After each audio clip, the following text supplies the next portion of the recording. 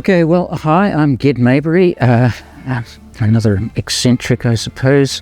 You could call me a polymath. I do many different things. For example, I have designed a house that got built in close to Christchurch, New Zealand, very unique and unusual. And you can pick that up on the internet. I'll tell you where it is. What else do I do? Well, I became most famous for writing children's books. Here in my famous pink briefcase, which I have now had for 45 years, it's always been the same colour pink, is a variety of books. I'll just maybe talk about one of them for the moment. Time Twister. This is my biggest seller. It went to Australia, New Zealand, Britain and Canada. Sold about 60 or 70,000 copies. Wow. But the amazing thing is that I never, going through high school in the first sort of 10 years of being an adult, I never once thought, I would like to be a writer. What actually happened was that I met a play school presenter in the middle of Dunedin, New Zealand. We fell in love. We had a baby. She is now a very popular and successful actress in New Zealand. If you have seen Brokenwood, you have seen my daughter. And anyway, I got into theatre. This woman, Shakul Maybury, dragged me into the world of theatre, and I was quite happy to jump, it was instinctive.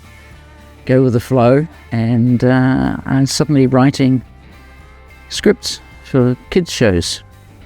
We did a script for kind of adults. It was called Promises, Promises, and it was based on the music of Burt Bacharach, because I just kind of like the music of Burt Bacharach, just so I stole all his stuff, and I wrote this little storyline. It was quite a lot of fun, very successful. And then, to cut a long story short, one day I had this idea for a stage play. It was about these kids that find one of those computer games, Space Invaders, that era, mid-1980s. And then they realised that it's not just a computer game, it is actually a working time machine. After jotting a few notes down, I thought this can't really work as a stage play. It's got to have science fiction, special effects in it. I'll write it up as a TV script, which I'd never done before in my life. So I did. I just wrote the script, first episode only.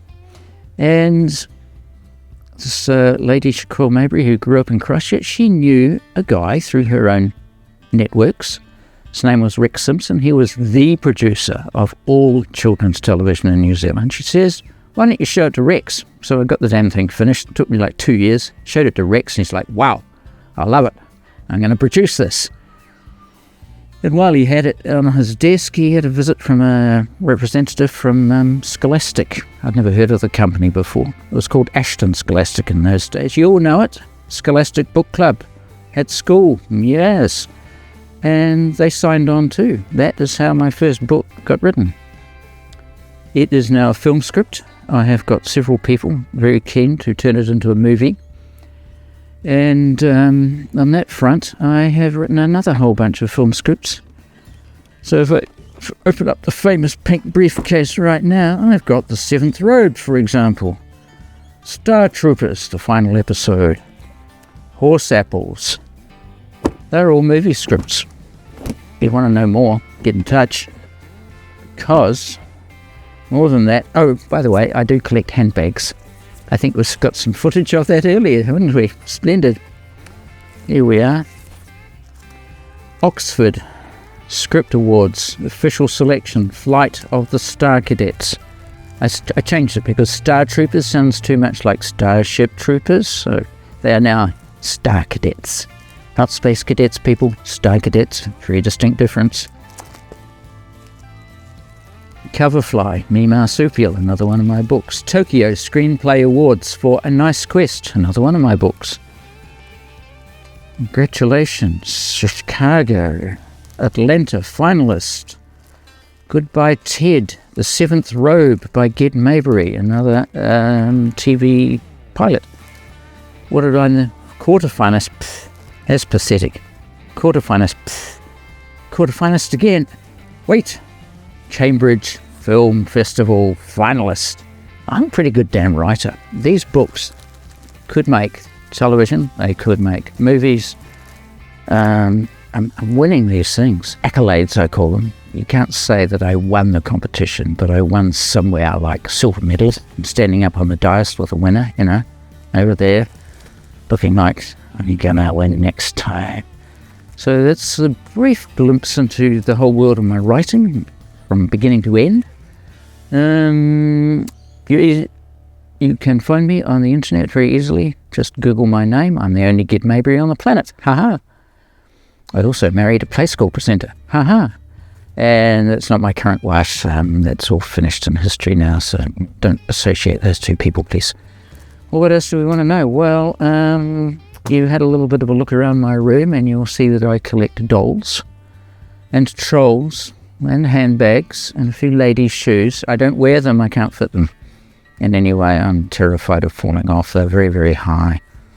Don't know how they can do it, honestly.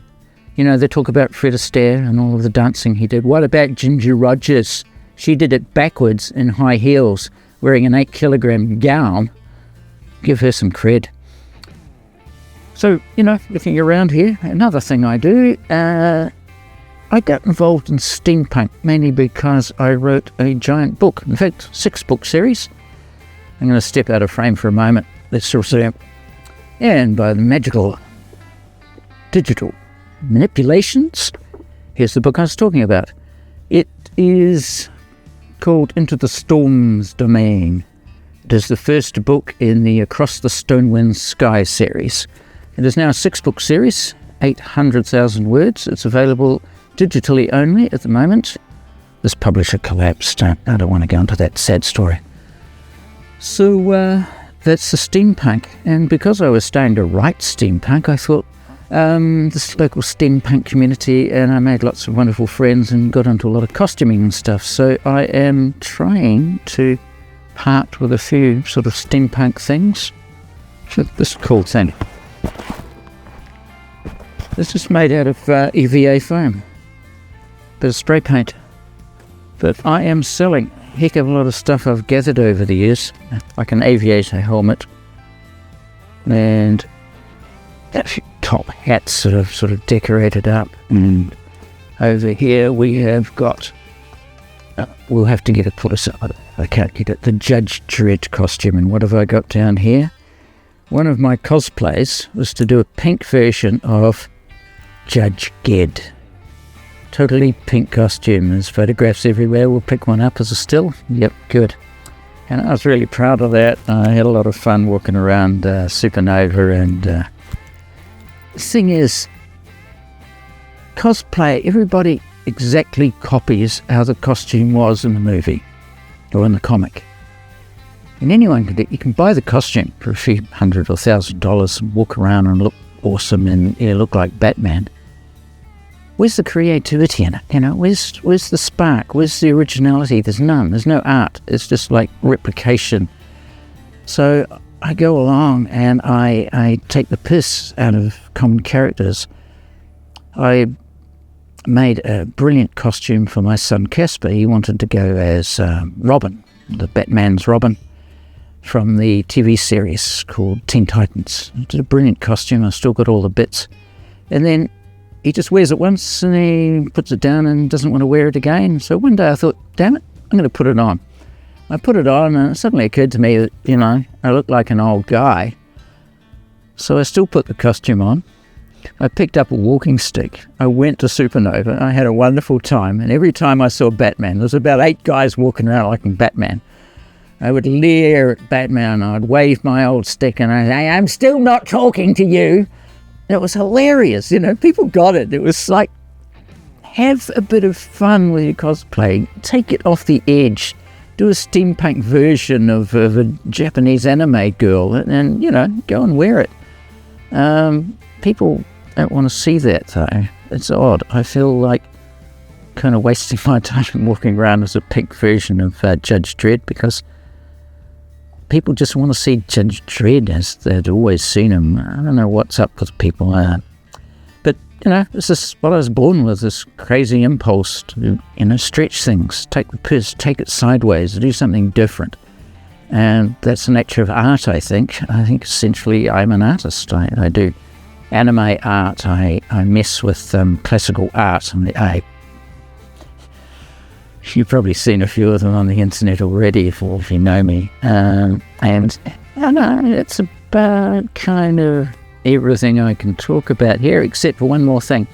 I run a stall every first Friday of the month in downtown Ipswich, just out from Brisbane here.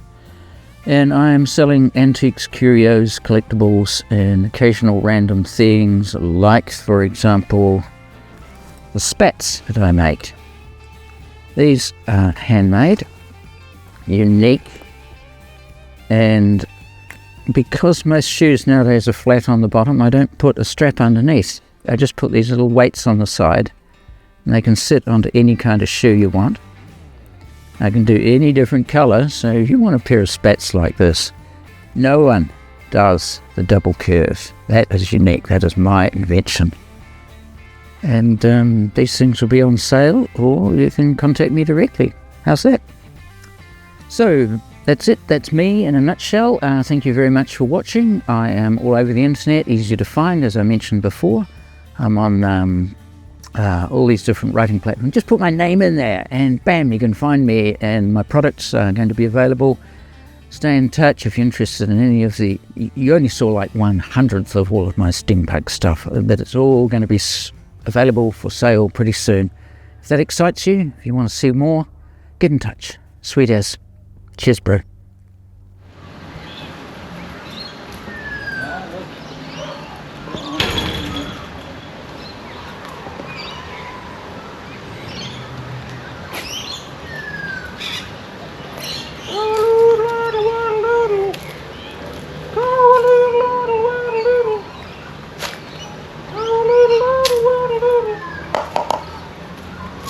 Get it, boys.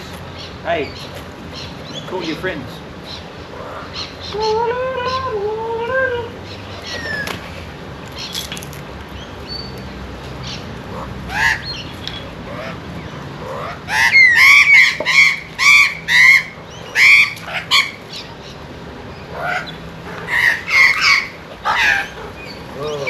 Hey.